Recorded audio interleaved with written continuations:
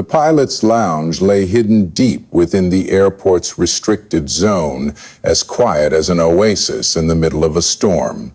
This was a space reserved for those who had spent a lifetime befriending the sky. Men and women in crisp uniforms, golden stripes shining on their shoulders, wrapped in the particular kind of silence that only emerges between long-haul flights. But today, someone unfamiliar was sitting there. A 16-year-old black boy, face calm, but eyes alight with a joy he could not quite contain. Elijah Jackson did nothing but fix his gaze on the television mounted on the wall, where a documentary on aviation history was quietly playing. His hand gently squeezed the small backpack resting on his lap. Pinned to his chest was a visitor badge, carefully secured proof that he had been formally invited by Horizon Airlines to take part in their special aviation immersion program. No one spoke to him. No one looked for too long. Everyone in that room was lost in their own thoughts before their next takeoff. Elijah sank into the dark leather chair, doing his best not to let the unfamiliarity of the space make him feel like an intruder. He had dreamed of this moment since he was a child, ever since he saw a plane slide across the sky through the window of his bedroom. Every night he drew cockpit schematics on scraps of paper, obsessively analyzing engine structures, running flight simulations on outdated software his father had managed to install on their old home computer. That passion had never faded, and today was the first time he was walking through the real corridors of aviation. But that joy did not last long. The door suddenly swung open, the sound sharp and jarring, tearing through the calm air. A white woman stepped in, tall and composed in her pilot uniform, 4 gold stripes gleaming on her shoulders, her expression as severe as ice. Her eyes locked on Elijah like she had just discovered something terribly wrong. Elijah stood up instinctively, body tense, hand tightening around the badge on his chest. But there was no room for explanation in her gaze. She walked toward him, each step heavier than the last, and when she spoke, her voice was clear and firm, laced with suspicion. "Who let you in here? What are you doing in the pilot's lounge?" Elijah quickly bowed his head, trying to remain composed, his voice polite but trembling. "Ma'am, my name is Elijah Jackson. I am a student in the Horizon Airlines vocational training program. Miss Tanya Reynolds from the HR department brought me. Here she said I could wait while she handled some paperwork." His answer was full and honest, but the woman's eyes did not soften. She took another step forward, her voice like a blade. "You said training program. This is not a place for kids to fool around, especially not kids like you." Each word sliced into Elijah's pride like a thin, cruel knife. Slowly, he raised his hand to point at the badge bearing his name and photo, but she was faster. She grabbed the badge and yanked it from his neck, the lanyard snapping sharply in the air. She turned the badge over in her hand for a few seconds before declaring, with the conviction of someone who thought she had just uncovered a major threat. "Fake badge. I knew it. A kid like you has no business being here. This is trespassing." Before Elijah could respond, she raised her radio and spoke so loudly that a few heads turned from the hallway outside. "Pilot's lounge, we have an intruder, possible forged ID, immediate support required." The room fell into a dead silence. Elijah stood frozen. His eyes dropped to the polished tiles beneath his feet, as though trying to find a hole to disappear into, away from the weight of dozens of eyes slowly turning toward him. His lips trembled, but no words came. What was his mistake? He had been sitting quietly waiting as instructed. He had a valid invitation, but to this pilot, his skin alone had been enough to raise suspicion. He had never felt his legs so heavy. He did not know whether to run or stay, did not know what waited behind that door. But one thing became clear in that moment. Right here in the very room he had dreamed of entering his whole life, he had already been judged not for what he did, but simply for existing. Elijah did not cry. He swallowed the tears like he always had when facing prejudice like his father had taught him, son, never let them see you break. But deep inside, something wavered. His belief in a brighter future began to shake, and the biggest battle of his life perhaps had only just begun. The static hum from the pilot's radio still echoed through the room, piercing the once peaceful air like a declaration of authority. Elijah stood still, hands clenched tightly together, his pulse hammering so fast it felt like it would burst from beneath his skin. He did not shout, he did not fight back, he only stared at the woman before him, as she held up the torn ID badge like it was proof of some terrible crime.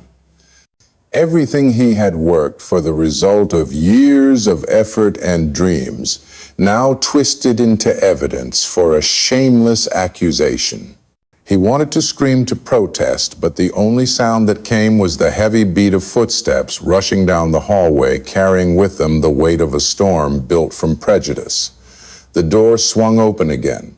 Two security guards in gray uniforms entered, faces, unreadable eyes sharp with routine suspicion. They did not know who Elijah was. They did not care why he was here.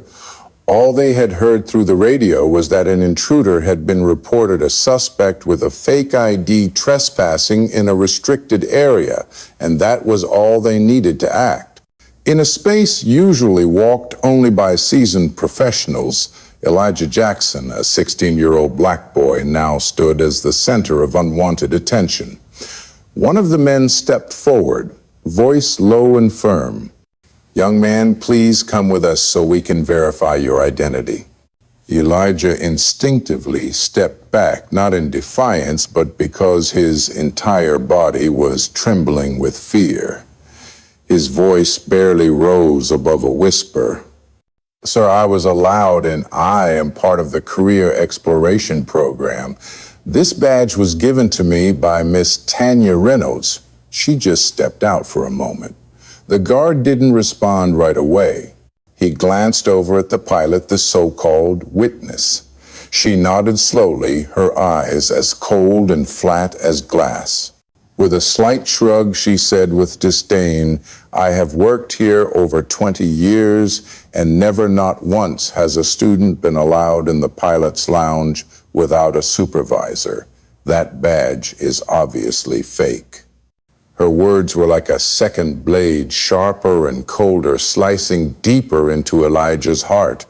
From the moment he stepped into the airport, he had never imagined needing to explain his presence to anyone. He believed the badge on his chest was his pass to something honorable, a key to a world he dreamed of joining. But to them it was just a piece of plastic, meaningless, and suspect an excuse to turn an innocent child into a potential threat. With trembling hands, Elijah reached into his pocket and pulled out everything he could find: his school ID, the official invitation letter, every scrap that could prove he had done nothing wrong. But no one looked at it. No one cared. In that room, evidence was irrelevant. They had already seen his skin, and for some people, that was enough. Outside, a few airport staff began to gather their eyes curious, some quietly lifting their phones to record the scene playing out in a room once considered untouchable. But no one stepped in. No one spoke up. No one asked Elijah if he needed help. He stood alone, surrounded not just by guards in uniforms, but by silence, by indifference, dressed up as security protocol. Inside his head, all sound blurred into noise, all except the beating of his heart, loud like a war drum. He could not understand how everything had turned so quickly. Just minutes earlier, he was a student invited to observe a professional aviation environment. Now he was being treated like a threat, a risk to be escorted out. Elijah thought of his father. If he had been there, maybe things would have gone differently. His father always told him the world is not fair, but that doesn't give you permission to give up. Even if you stand alone, keep your back straight. Never let anyone reduce you for things you did not choose. Elijah took a deep breath, holding back the tears, refusing to beg. He spoke again, this time more clearly, more firmly. I did not come in here illegally. Miss Reynolds brought me. She told me I could wait here. You can call her to verify. But the woman in the uniform had no intention of stepping back. She did not even address Elijah. Instead, she turned to the hallway and raised her voice as if making sure the whole terminal could hear her. This is a clear case of someone using false documentation to enter a restricted area. We have no idea what this child intended, but aviation security allows no room for error.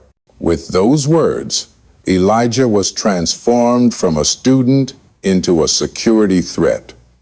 No investigation, no evidence, just one assumption from someone in power, and that was all it took to set consequences in motion that could not be undone. Elijah turned to look around the room, eyes searching for any sign of compassion, but the stares did not return his. Some avoided his gaze. Some shook their heads in disapproval. Others simply looked down as if nothing was happening. He felt himself shrink, crushed between four walls and blank faces. Once again, he was alone. He pulled out his phone, fingers shaking as he typed in the familiar number. There was only one person who might help him now, the one who told him that no matter how strange the world seemed, he had a place in it. Just as he pressed the phone to his ear, the door behind him opened once more. He heard two more sets of footsteps step into the room. A chill ran through his spine, a warning that things were about to get worse. The ringtone echoed in his ears, each chime stretching time itself. Elijah held the phone to his ear, clinging to the faint hope that his father would pick up right away. Just one voice, one familiar tone, would be enough to pull him back from the edge of the despair opening beneath his feet. But the ringing continued, unanswered, while in the room around him, the weight of silent stares pressed in on every side like an invisible verdict. No one spoke a word, but the silence said it all loud and clear, that he did not belong here. A 16-year-old black boy, slim, quiet, dressed in a white shirt and student badge, had somehow become a symbol of danger that needed to be removed. Elijah's heart pounded in his chest, but his mind drifted away, as if trying to protect itself from the fear closing in his thoughts, slipped into the past where the sky had once been the most beautiful thing he knew. He remembered clearly his 6th birthday, when his father, David Jackson, had just taken a major position at the Federal Aviation Administration. It was the first time Elijah entered a large airport, not as a passenger, but as someone quietly invited into a world few children ever saw. They passed through the security gates, walked endless corridors, and finally stopped beneath the shadow of a silent Boeing. 777 parked on the tarmac. Elijah stood beneath the giant wings, eyes wide, face glowing as if he had found the gate to the universe. That day, the sky was a pure, endless blue. Another plane roared into the air nearby, its engines thunderous, but Elijah did not flinch. He just stood there, mouth open, mesmerized by the sight of a jet lifting itself off the ground and soaring like a living creature. In that moment, something inside him shifted. He no longer wanted to be a firefighter, no longer dreamed of becoming a doctor like other kids. Elijah wanted to fly, not to sit behind a window and watch, but to control, to understand every button, every engine thrust to rise above the clouds with steady hands on the yoke. The dream was not vague. It rooted itself deep, clear, and fierce, and more enduring than anything else in his young life growing up as a black boy in a quiet suburb. From that day, Elijah began to change. He begged his father to tell him everything about aviation, from how engines worked to the meanings of the signals on control panels. Every time his father went on a work trip, Elijah counted the days until he came back eager for more stories, more real-life situations that only someone with true experience could handle. Before long, Elijah's room became a miniature museum. Plastic airplane models crowded the shelves. The walls were plastered with cockpit diagrams and engine photos. His father once laughed and said the room looked more like a flight simulator hub than a boy's bedroom. But he never tried to dim that passion. In fact, he quietly fueled it. He bought Elijah a flight simulator, taught him how to take off, how to land, how to stay balanced in rough weather. Each night while his mother called for bed, father and son stayed up talking about wing ratios, aerodynamics, and the unbreakable principles of safe flying. These were not just lessons. They were moments of trust, of dreams being built and pride being handed down. But Elijah soon learned not everyone saw it the same way. Some days he overheard classmates mocking him for wanting to be a pilot. One time a career counselor looked him up and down before saying with a sneer, "Maybe you should be more realistic."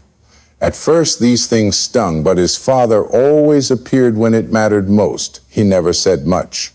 He would place a hand on Elijah's shoulder, look him in the eye, and say, in a firm, grounded voice, "You can be a pilot, but only if you are patient and brave enough not to give up." Elijah held on to that like it was gospel. And that was why, when he learned about the Horizon Airlines Career Experience Program, he threw himself into preparation like a warrior. He rewrote his essay 8 times, every sentence soaked in sincerity, ambition, and the memories of time spent with his father. When the acceptance letter finally arrived, Elijah's hands trembled so much he couldn't open it. His father read it aloud, the word accepted ringing through their small kitchen, and then hugged him tight. Both of them cried like children. That was the day the world seemed to open up. But now, in the very room that once stood as the finish line of all his longing, Elijah was being pushed out of his own dream. Not by logic, but by prejudice. Everything he believed in, everything he worked for, dismissed in a breath, all because of skin color, all because of a narrow-eyed stare from someone who had never seen the nights he stayed up practicing flight simulations, who had never watched his father spend hours explaining lift and thrust after a long day buried in federal reports. Elijah gripped his phone tighter, swallowing the pain. He didn't want pity. He only wanted to be seen as human with the right to sit here like anyone else. And even as his whole body trembled, even as every word he spoke was ignored, Elijah knew one thing. If his father answered that call, he would come. Not because Elijah was his son, but because he understood that justice is not charity. It is a right that every person deserves. The door swung open again, the sound slicing through the tense air of the pilot's lounge like a sharp blade. 2 figures stepped in with deliberate strides, light gray security uniforms, airport security badges gleaming on their shoulders, eyes unwavering. No one said a word, but everyone understood that their presence meant this had gone far beyond a simple misunderstanding. Elijah swallowed hard, chest tightening, as if someone had just yanked away the last corner of safety he had left. He clutched his phone tightly, barely finishing his sentence to his father before one of the guards, stepped forward. The taller man, cold expression etched, deep spoke in a calm but firm voice. "You have the right to explain, but first, you need to leave this room and follow us to the security office for further verification." Elijah shook his head, not in protest, but in disbelief. Voice cracking under pressure, "I didn't do anything wrong. I can call Miss Tanya Reynolds. She's the one who brought me here. Everything was by the book." But before he could finish, the female pilot standing beside him cut him off, her voice sharp and soaked in superiority. "I don't want to hear any more excuses. This is a restricted area meant for authorized personnel, not a playground for kids with fake badges." Elijah turned to look at her, no longer pleading, but searching for the last trace of decency. Yet all he got was a blank stare void of any humanity. This woman didn't care who he was. She only needed to see that he didn't belong to make up her mind. He knew no one in that room was really listening. No one cared that the badge had his real name on it. No one noticed how respectfully he was dressed. No one questioned why a black teenager might be in the pilot's lounge. To them, his very presence was already an error that needed correcting. One of the guards motioned for Elijah to stand. For a moment, everything in the room seemed frozen. Other pilots in the corner stared silently. Some airport staff just outside the door discreetly pulled out their phones, camera flashes flickering like cold reflexes stripped of empathy. Elijah rose, slowly, not screaming, not resisting, but the redness in his eyes reflected the silent humiliation washing over him. Each step he took felt like a crack in his pride, like dragging a heavy shadow of suspicion behind him. The guard placed a hand on his shoulder, firm but restrained, as if even the slightest wrong move would justify force. Just then, the radio on the guard's shoulder gave a short, static buzz, then fell silent. No one seemed to notice. The female pilot gave a satisfied nod, turned to the crowd watching, and spoke with a cold smirk. "I hope this serves as a lesson to everyone that rules exist for a reason and must be followed, no exceptions for youth or enthusiasm." That wasn't meant for Elijah. It was for anyone in the room who might dare to speak up, a quiet warning that raising questions might put them on the wrong side too. Her arrogance didn't lie in the words alone, but in how easily she crushed truth beneath a mask of authority. Elijah looked toward the hallway where a few people still stood frozen, not one brave enough to step in. He remembered something his father once told him, that when you're cornered by prejudice, silence will show you who people really are. Those who smiled before might look away, not because they hate you, but because you mirror something they're afraid to face. Elijah understood that, but reason couldn't stop the sting in his chest. Being pushed out of a place you dreamed of, not because you were wrong, but because you were different, is a kind of pain that has no name. The guard tapped his arm again, but just then Elijah's phone buzzed once in his hand. An incoming call.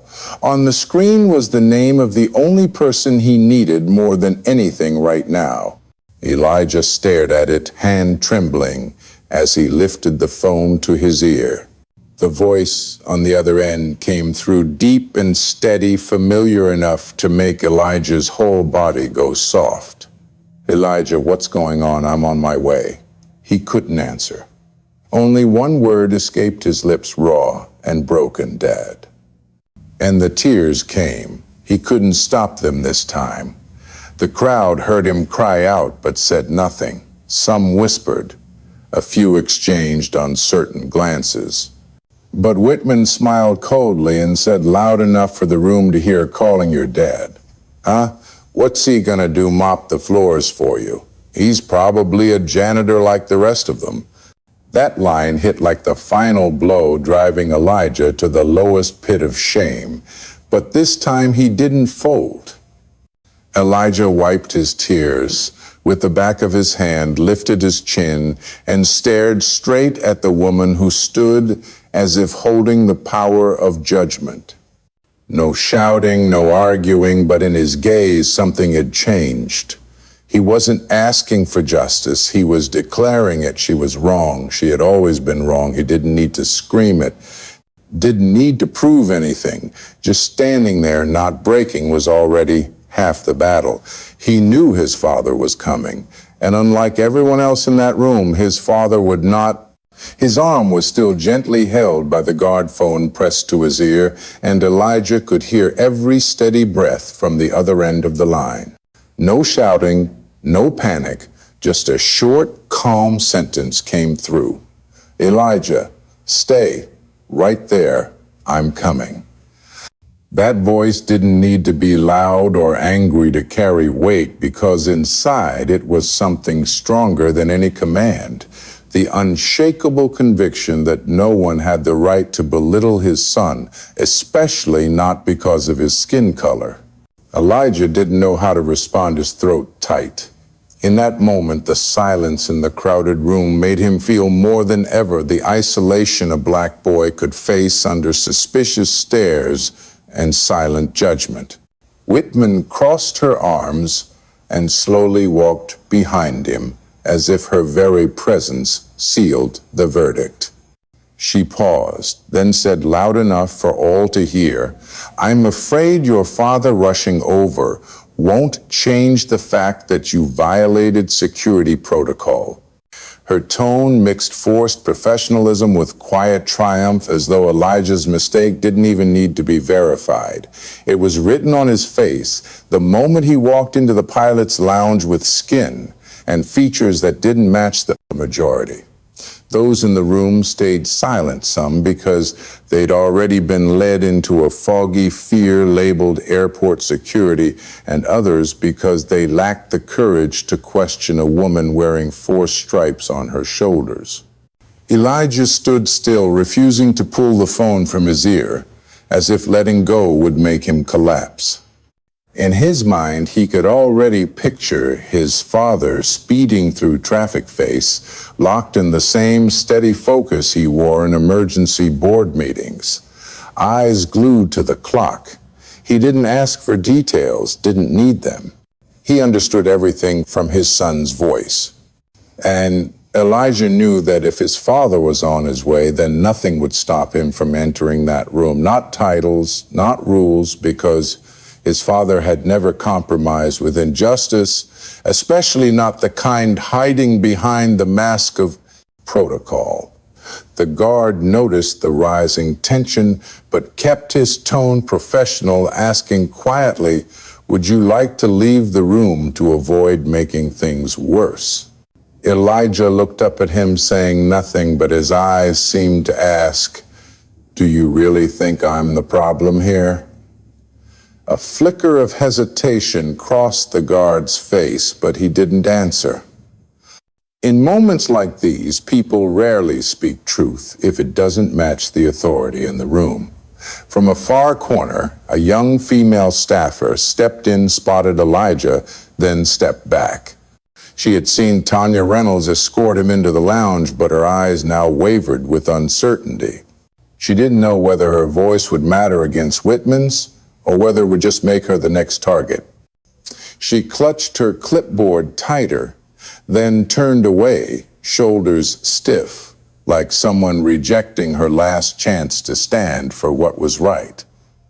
Elijah saw her and understood something bitter. Truth doesn't always have a defender. Sometimes it's abandoned by the very people who witnessed it simply because they're afraid of the cost. Whitman moved to the center of the room, clearly trying to end the situation before Elijah's father could arrive.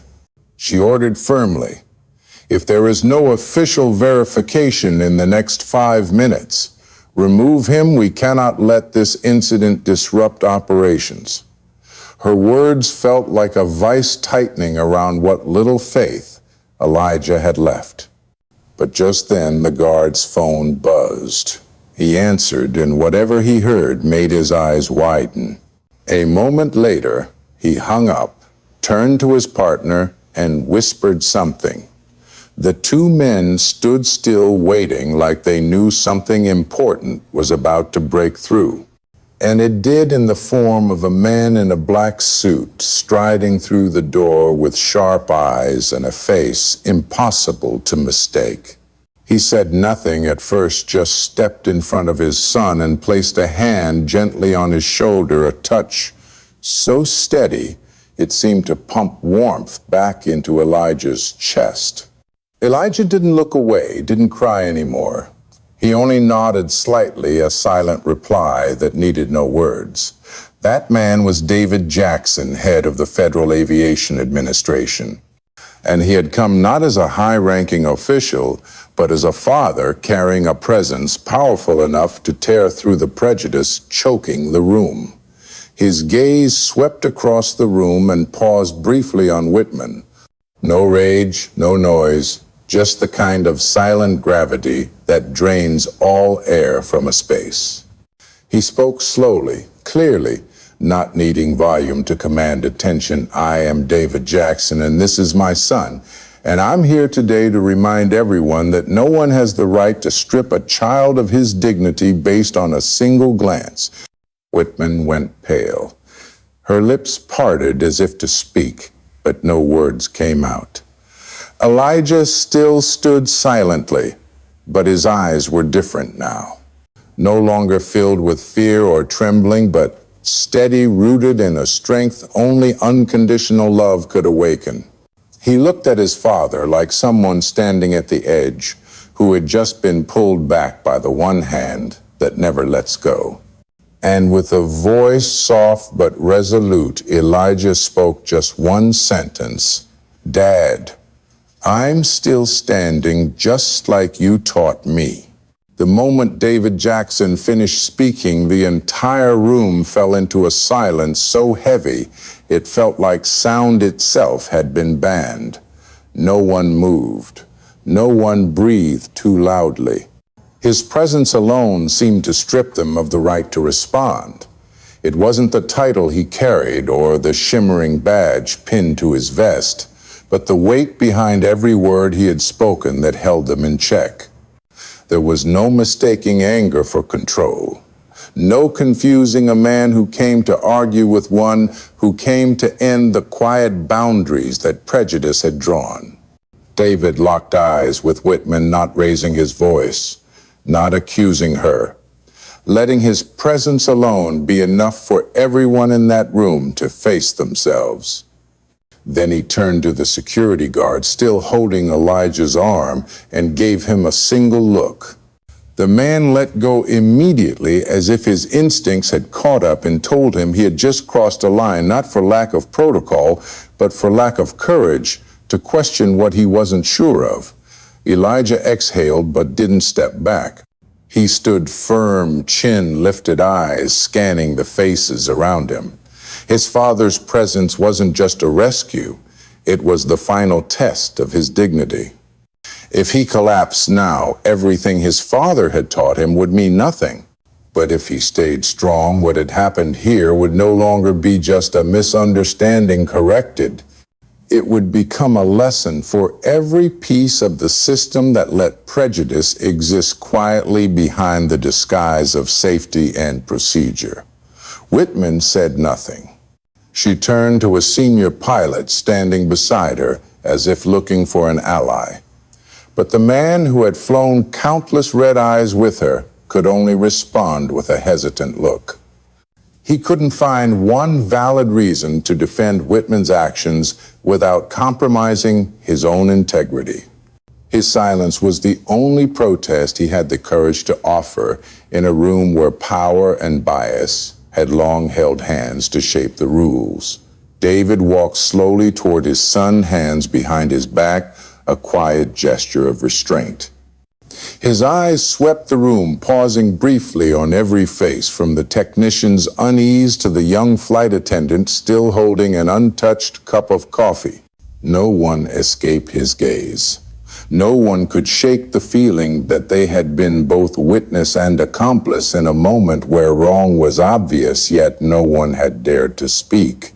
Then he spoke again slower. This time each word weighed like a verdict. No one here asked why a child could be labeled an intruder just for sitting in a waiting room he was brought into.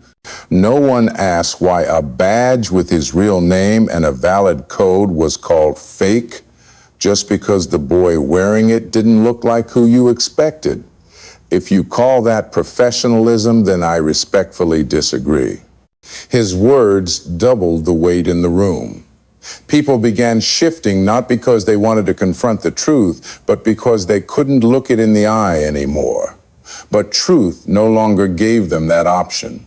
It was there now, unmistakable, standing in the shape of a boy who had not left, who had not broken, who still held on to his dignity, despite being pushed to the lowest point. That was when Tanya Reynolds walked in, her eyes wide, scanning the room in confusion before freezing at the sight of Elijah. Their eyes met. She dropped the folder in her hands. Rushing toward them, her voice cracked. What happened? Why is Elijah being held? Whitman opened her mouth, but David cut her off. No one's holding him anymore. But I'd like you to explain to everyone here exactly why my son was in this area. Tanya nodded quickly, pulling out a printed copy of the intern list from her pocket, her voice shaking. But clear, Elijah Jackson is a student, invited by Horizon Airlines to tour our internal training program. I issued his badge personally, and I brought him into this room. My only mistake was leaving to meet with HR while Elijah waited here alone without supervision. But he was never trespassing, and that badge is not fake. It was as if a current had ripped through the room. Every person who had sided with Whitman, or at least stayed silent, now felt the sting of embarrassment cut into their skin. The truth hadn't needed an argument, hadn't needed a fight. It just needed one person with the authority to confirm what had been true all along.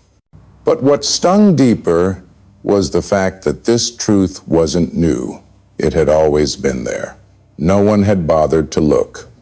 David nodded to Tanya, then turned to Elijah. Do you still want to continue the tour? Elijah looked around. No one was forcing him to stay. He could walk away now, carry the humiliation home, and let the bitterness take root. But he shook his head, eyes fixed on the simulation panel sitting in the corner of the room. I still want to finish the lesson today. His voice wasn't trying to prove anything to anyone. It was a quiet vow to himself that his dream of becoming a pilot wouldn't be destroyed by one moment of being misunderstood. And in that moment, everyone in the room understood that this boy was going far beyond where they had once decided he should stop. They didn't escort Elijah out of the pilot lounge anymore. No one dared. No one had the right after Tanya confirmed the truth, after the father stepped in and tore down the veil of false order that had been stitched together with titles and uniforms.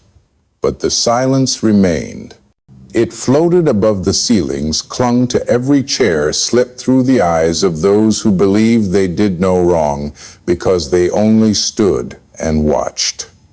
Elijah was still standing there, the black boy, who had just been proven to have the right to be in that space, but that validation did not erase the wound. If anything, it made the cut sharper, more visible, like a scratch just peeled back to its rawest layer. And though his father had arrived, though the truth had been confirmed, Elijah still felt the weight of every gaze, each one not admiring but observing, remembering him not for what he had done, but for what he had been wrongly accused of. He knew too well that from now on, every time he walked down an aviation hallway, his name would carry a story accompanied by a headshake or a pitying glance. But he also knew better than anyone that silence at this moment would mean surrender, and walking away from this training session would be nothing short of letting fear win. Elijah slowly made his way to the corner of the room where the flight simulator was set up. His hand trembled slightly as he grasped the control stick, not out of fear, but from the lingering tension that had yet to fade. But after a few seconds, everything his father had taught him came rushing back. His grip-steadied eyes locked forward, back straight, like a soldier ready for battle. No one said a word, but the room began to shift. They could hate him, they could doubt him, but they couldn't ignore the calm in his movements. It wasn't the indifference of someone used to enduring pain. It was the command of someone who refused to be defined by it. Tanya regained her composure, adjusted the simulator, and spoke in her usual professional tone, though now noticeably gentler. All right, Elijah, this is a crosswind landing. Simulation level 4.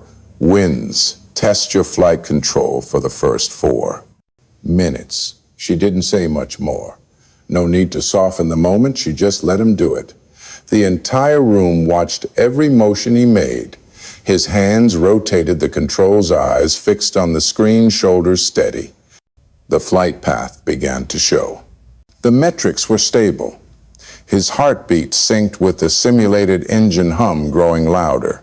And within 30 seconds, those who once thought he was just a lost kid began wondering how a boy could handle this with the precision of someone already through basic officer training. A technician standing next to Tanya tilted his head slightly and whispered, "Has he trained on simulators before?" Tanya didn't answer immediately.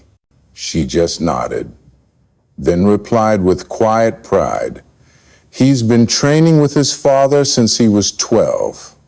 Never missed a simulation session.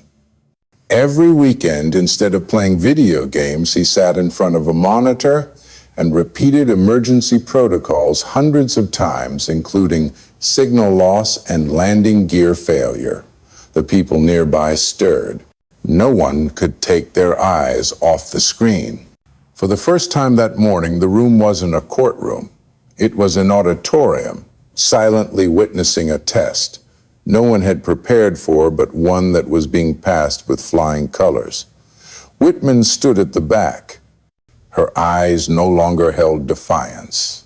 She took a step back, not because the boy was performing well, but because her pride was now being challenged by someone she had believed didn't deserve to be there.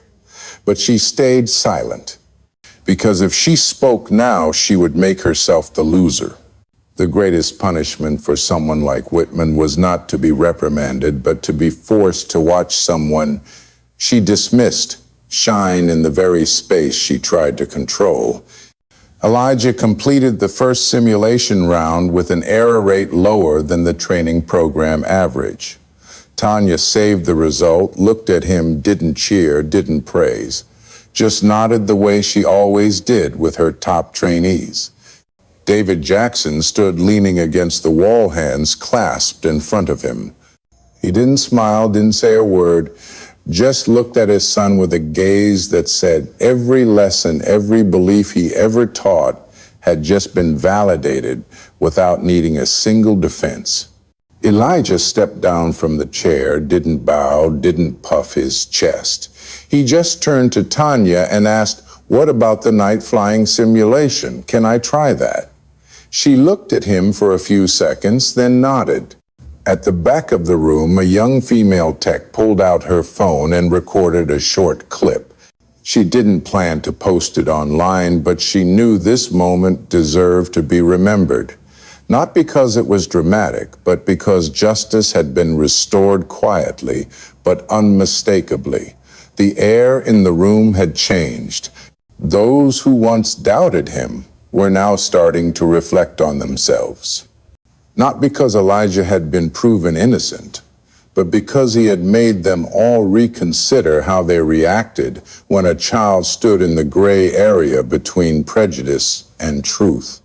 And though the training session continued as if nothing had happened, no one would ever look at him again as the boy who wandered into the wrong room. Elijah didn't need to prove anything anymore. He had just taken the biggest test of his life, not through questions or checklists, but through presence, patience, and dignity.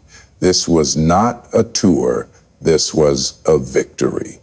And in that room, for the first time in hours, people finally began to see it. The training session ended later than usual. No one brought up what had happened earlier. No one mentioned Whitman's name. No emergency meeting was called, and not a single apology came from the mouth of the woman who had humiliated the boy in front of everyone. But that silence no longer held any power. It was no longer ignorance disguised as order. It was an empty space, stripped of its cover, exposing the hollow core of a system that had long assumed it could decide who deserved respect. Elijah walked out of the simulator room as the sun began, its descent casting golden light through the windows, stretching his shadow across the floor, steady and quiet, just like the way he had walked through the most turbulent morning of his life. Tanya walked beside him, saying nothing, but her expression had softened. She realized the student she had once guided through this program, as just another bullet point in the schedule, had now become a symbol of truth that refused to be ignored. Not because he was better than others, but because he refused to be defined by the silence of those around him. She stopped at the entrance to the employee corridor, placed a hand on Elijah's shoulder, and looked at him for a long moment. Her gaze no longer belonged to a mentor, but to someone who had just remembered why they loved this work in the first place. Elijah didn't need to say much. He bowed his head slightly in thanks and kept walking. His father was still standing in the hallway, waiting, never leaving, even though it was all over. He didn't ask if Elijah was all right. He didn't pull him into a hug like in the movies. He just looked at his son as if to say, "I'm still here, and you are still my son, never once diminished by anyone's judgment." Elijah understood that, so as he came closer, he simply said, "I want to go to the observation deck. Do you have time?" David Jackson looked at his watch and nodded. The two of them left the training building in silence. No escort, no cameras, just two figures walking into the late afternoon sun as if the chaos of the morning had never existed. The observation deck sat at the far end of the technical hallway, separate from the main traffic flow. It had always been Elijah's favorite spot, even as a child. From there, he could watch planes take off land taxi across the tarmac, like giant birds carrying the dreams of thousands. From that vantage point, you couldn't see name tags. You couldn't tell who was a pilot and who was a passenger, who was white or black, who was rich or poor. Everything was just motion, just traces of journeys, of departures and arrivals written in spirit, not skin. Elijah leaned against the glass, railing his eyes, following a Boeing that had just landed. The tires hitting the runway made a sharp sound, but somehow it gave him an odd sense of peace. He sighed not from exhaustion, but because he realized he was no longer the 16-year-old boy who walked into that internship program with a naive smile earlier that day. He had grown up in just a few hours. He had learned what it felt like to be humiliated, to be doubted for no reason to be stared at while doing nothing wrong. He had felt how the silence of a crowd could be crueler than an outright accusation. But more than anything, he had learned that standing tall through it was the most important lesson his father had ever wanted him to understand. David stood beside him, also gazing out toward the runway. His voice came quietly. "Do you know why I never told you about the times I was passed over for promotion, even when I was better than the others. Elijah stayed silent. David continued, because I didn't want you to carry bitterness. I just wanted you to know that it's okay to feel hurt, but it's not okay to use that hurt as an excuse to stop trying. I've endured enough to know there will always be people who won't ever see you as good enough. Not because you did something wrong, but because they've already chosen to look at you through a broken lens. But every time you choose to rise instead of retreat, you bend that lens. You make the world take another look. Elijah turned to face his father. For the first time, he noticed the lines around his eyes, not from age, but from carrying too much in silence for too long. He said softly, I don't need people to like me. I just want them to stop pretending I don't exist. David nodded, his eyes no longer heavy, but filled with quiet pride. Elijah turned back to the runway, his heart lighter. He knew no news outlet would ever report what happened. No video would go viral. No trending hashtag would speak on his behalf. But he also knew that sometimes real change begins in the things no one notices in silences, no longer protected by titles, and a boy who didn't walk away after being insulted but stayed, kept learning, and completed his training as if nothing had tried to break him. In the distance, a plane revved its engines, preparing for takeoff. The sound rose like a drumbeat echoing across the sky. Elijah watched it, something stirring deep in his chest. Not because he dreamed of sitting in the cockpit, but because he knew the day he did, no one would ask why a black man was sitting in that seat. Because by then his presence alone would be the answer. And in that moment, silence would no longer be a hiding place, but a foundation steady and undeniable on which voices like his would finally be heard. Not by shouting, not by bowing, just by standing there and rising.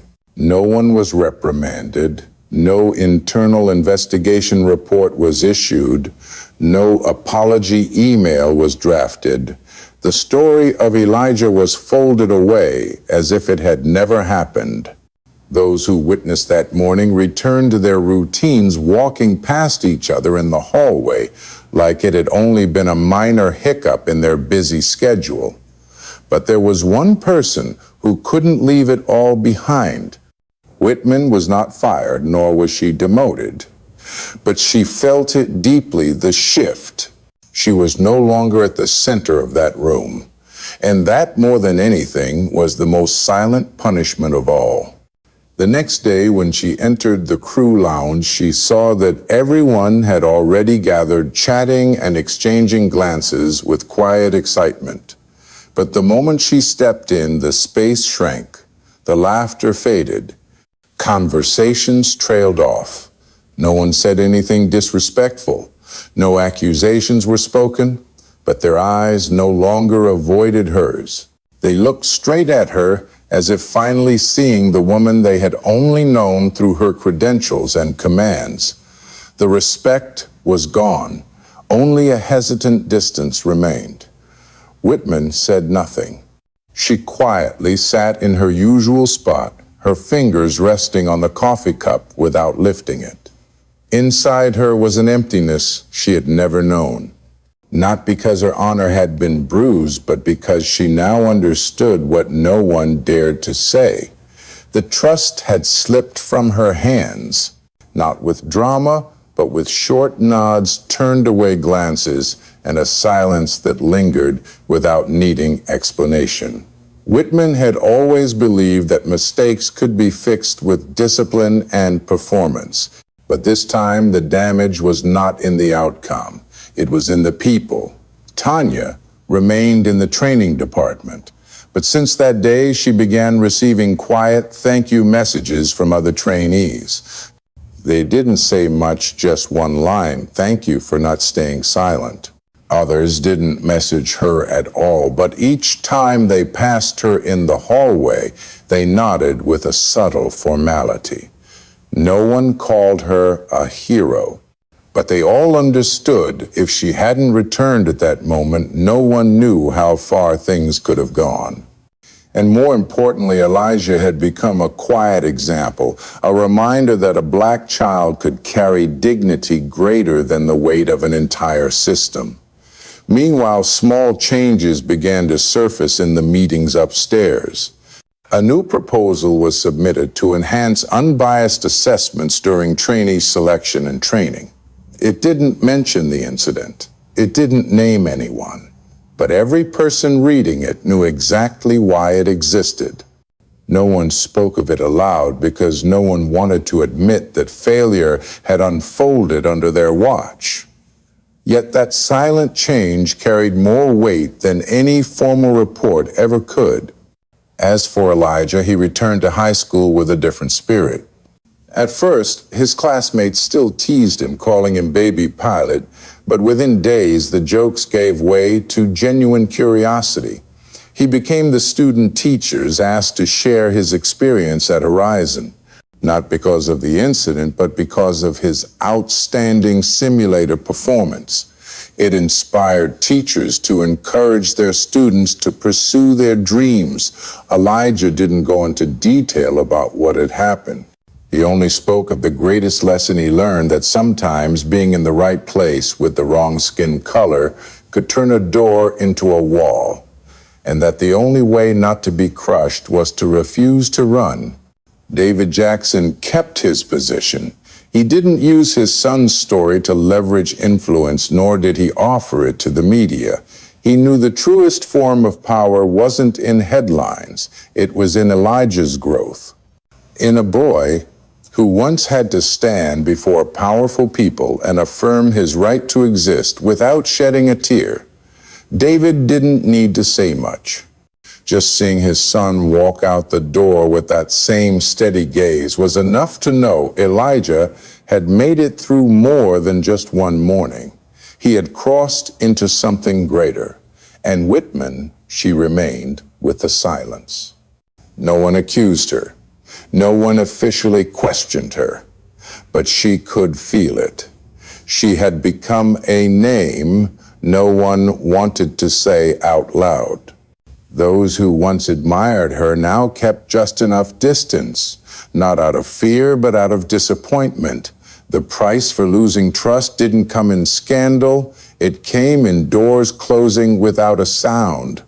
She still boarded planes every week. She still led crews with precision. She still passed her evaluations.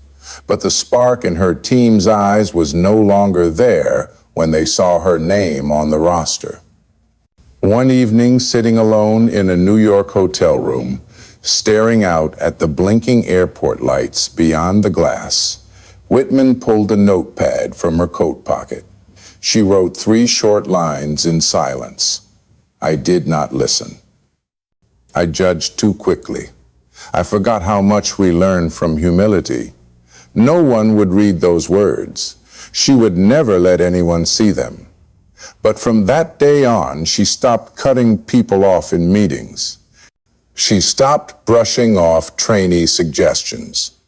And for the first time in years, she agreed to attend a seminar on unconscious bias in the workplace. Not because she was forced to, but because she knew some lessons once missed cannot be taught again. 6 months after that training session, a small ceremony was held in the main hall of Horizon Airlines. No media, no banners, no big slogans. Only those who had truly witnessed it, those who had truly changed, and those who were willing to face again an event they once silently turned away from. Elijah was invited to give a short speech to the new class of trainees. Not as an inspiration, but as someone who had once stood where they were been doubted, been held back, and still chose to move forward. He did not speak much, did not retell the past, only left them with 3 things. Learn to be patient with yourself. Learn to stay calm when others lose control. and learned that silence should never be permanent. After the speech, he stepped back to the rear of the hall, his eyes not seeking applause, just quietly watching the young faces beginning a journey similar to his own. Among the crowd sat a boy with tight curls in the third row, staring at Elijah without blinking. That boy was the son of a logistics worker recently accepted into the training program. And like Elijah once had, he was often asked questions like, "Are you in the wrong room? Do you have a pass to be here? Or are you related to someone in the company?" But today, for the first time, he saw someone who looked like him standing at the podium, not bowing, not apologizing, not shrinking, and in that moment, he knew he would stay. He would not quit. David Jackson was also there that day, sitting in the back row, gray shirt, no tie arms folded across his chest, eyes never leaving his son. As Elijah finished his speech, David tilted his head slightly, a small smile slipping through the stillness of his face, clear enough to reveal the pride that had quietly taken root. It wasn't the pride of a father with a successful child, but the relief of a man who had endured years of quiet endurance, now seeing the next generation stand firm without needing a shell called resistance. The ceremony ended with applause that wasn't loud but steady. No cheering, no pomp, but everyone could feel it. Something in the air had been mended. A wound had been soothed, not by the remorse of the one who caused it, but by the resolve of the one who carried it. Elijah stepped off the stage. Tanya came toward him and placed a small photo in his hand, printed on glossy paper. It was a screenshot from the simulator that day, him in the cockpit, eyes focused back, straight hand on the control, with a calm no one could deny. Under the photo was a handwritten line, "Just stand firm once, and every gaze will shift." Elijah didn't tuck the photo away. He held it in his hand like it was the clearest proof of what he never had to shout out loud, that he never needed anyone's permission to be worthy. He walked out of the hall, the late afternoon sun gleaming on the pavement, bouncing off the glass like a quiet streak of light. He didn't look back, didn't rush forward. He just walked slow and steady, as if each step was inscribing the answer that so many like him had searched for all their lives. That we don't need to be saved, we just need not to be cornered. That we don't need to stand out, just not be looked down on. That we don't need to be the best, just be allowed to start at the same line. Whitman wasn't there that day. She had been assigned to a long-haul flight to Northern Europe that week, though no one knew if she had chosen the route to avoid attending. Still, in her internal travel log sent to HR, she left one final line wishing success to all the new trainees, especially those who had once proven themselves not by shouting back, but by quietly standing tall. No one asked her to write that.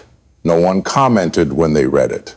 But in the minds of a few, there was a pause, not agreement, not forgiveness. Just a moment of slowing down enough to realize that maybe we are all learning to begin again, each in our own way.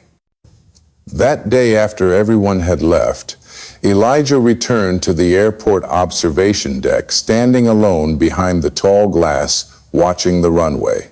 A plane was preparing for takeoff, its underbody lights blinking its smooth, ivory-white body, reflecting the sunset. He watched the aircraft as if seeing a version of himself once held back, once doubted, and now ready to take flight. No noise echoed inside him, no questions, no anger, only a deep stillness. He knew the road ahead wouldn't be smooth, but he also knew he would never again have to ask anyone for a place. He had already claimed it, not through charity, but by simply being impossible to deny. And when that plane left the ground, its engine thundered like a final confirmation that where there is honest effort, there will always be an answer. Elijah closed his eyes for a moment, then opened them again. They were no longer the eyes of a boy who had been pushed back. They were the eyes of someone moving forward.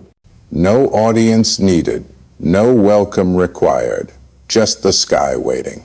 And sometimes, like that day, in a city that barely noticed, a young black boy had taken off not on a plane, but with the quiet pride that lived in him all along.